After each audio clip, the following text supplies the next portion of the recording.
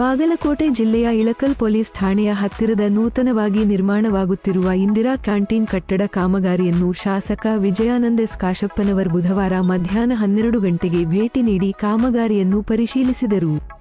ನಂತರ ಮಾತನಾಡಿದ ಶಾಸಕರು ಕಟ್ಟಡ ಗುಣಮಟ್ಟದಿಂದ ಕೂಡಿರಲಿ ಎಂದು ಗುತ್ತಿಗೆದಾರರಿಗೆ ಹೇಳಿದರು.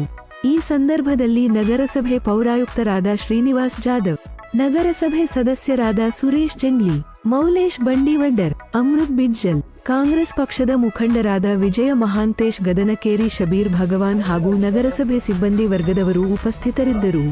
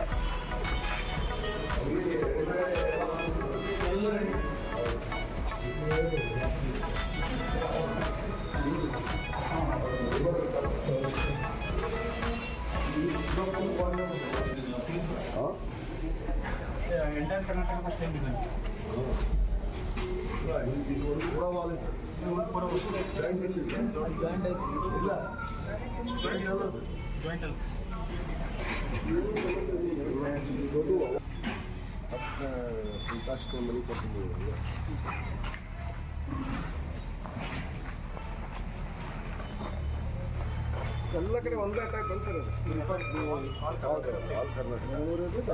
ಎಲ್ಲ ಒಂದೊಂದು ವಾಲ್ ಪ್ರಿಕಾಸ್ಟ್ ಅದೇ ಅಪ್ಲೈ ನೋಡಕತ್ತೀವಿ.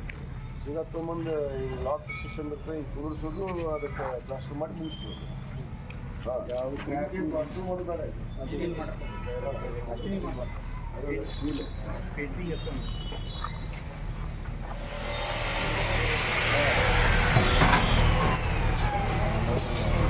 ಏನಪ್ಪ ಅದ